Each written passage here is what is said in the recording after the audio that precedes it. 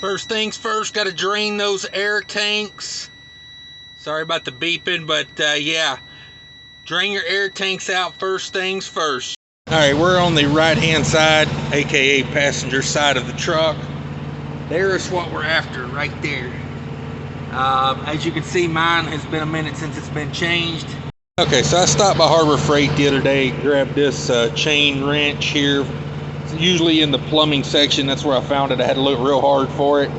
But we're going to slap that on there, give it a twist. I got the new one ready to go. Okay, I got it all set up. It's not that hard to turn. It's coming right off. So let me get this one screwed off. We'll take a look inside of it, see how bad it was. Some places say 2 years. It's been almost 2 years since this one was replaced. I'll probably do them every year, and I'll let you know more about that and why here in a little while. Okay, there's the old one off. We do have some moisture in there. You know, we've been riding in the rain all day. I don't know if that's part of it. We're going to pull this O-ring off here because the new one comes with an O-ring, and we'll just seat that down in that groove. Right, I got in there with a couple blue shop towels, got it cleaned up a little bit. That's what we're looking like. Let me grab the new filter and get it put on there.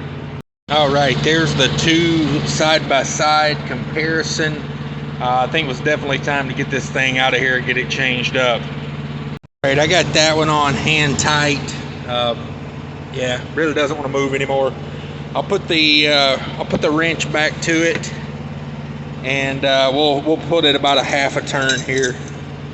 We'll see if we can make this thing half a turn.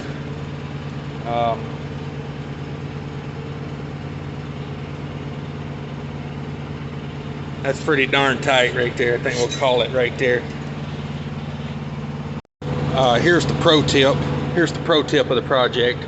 Write the date on there.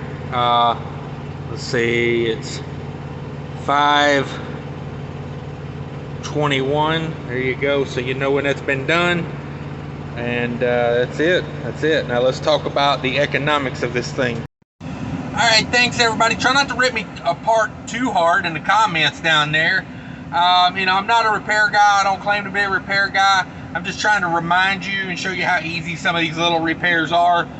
Shout out to my brother DIY Semi. I watched his video on how to do this. If you're doing this on a Columbia or just want the general idea, he's got a much more detailed video. Also, Driving by Braille did it on a Coronado, I think. He's got a good video about it. So check those guys out. Both, you know, channels that show you a lot of how to do some repairs. Now, y'all know me. I'm all about the economics of trucking. So you go to, you know, that filter. That's a Wabco, however you say it, air dryer cartridge.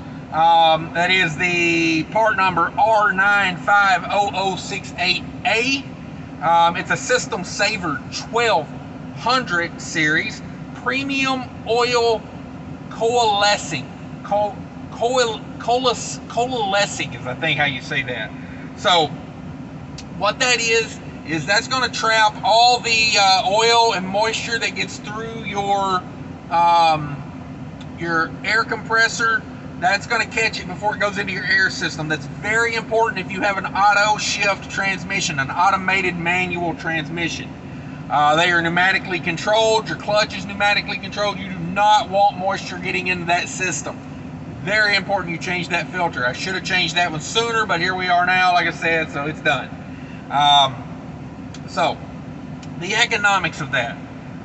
You go to Love's or TA, if they even got the thing in stock, it's about an $80 filter. Now, I stopped at Love's the other day and I asked them about it, and they had a luber finder that was supposed to be the same, you know, interchangeable part, but it was no cheaper than buying the name brand if I just ordered the name brand. So for that, I was like, yeah, I'll just get the name brand one and do it myself. After I thought about it, I was like, nah, don't worry about it.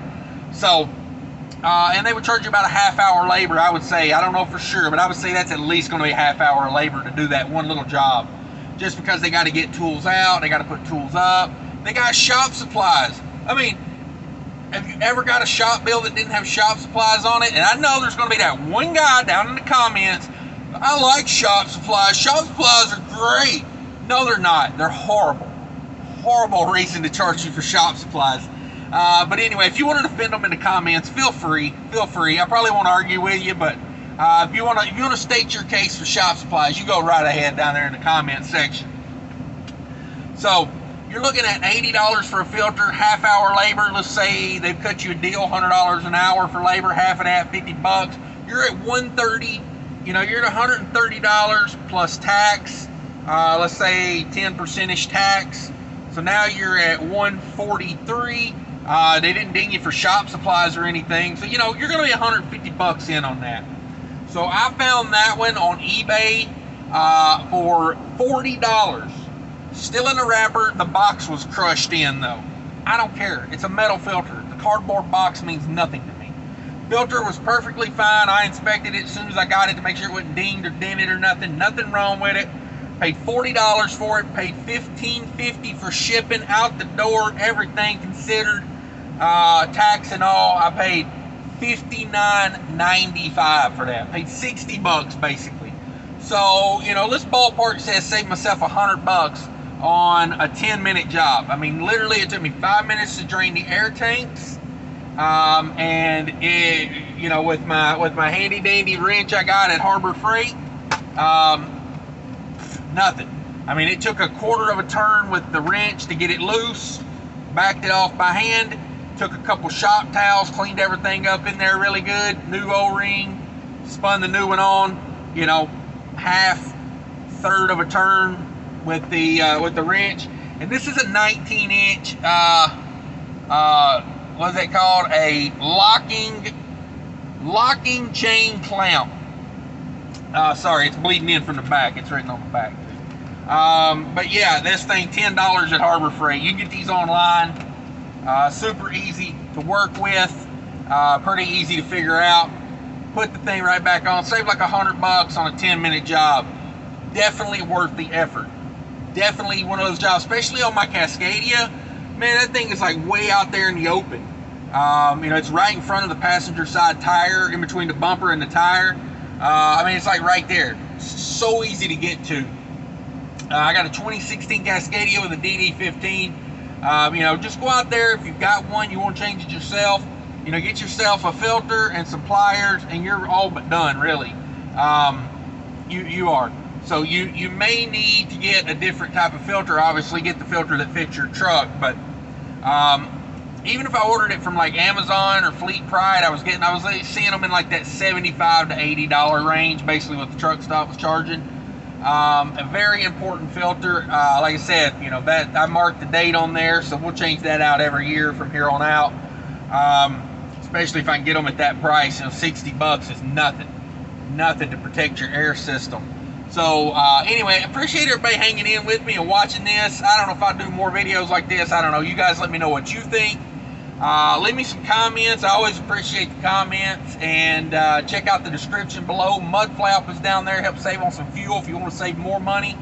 Check out Mud Flap. I've got another channel, Trucking with Diabetes, talking about type 2 diabetes down there. Check that out. And as always, take care of each other out there. Thanks for tuning in. Have a good day. Bye.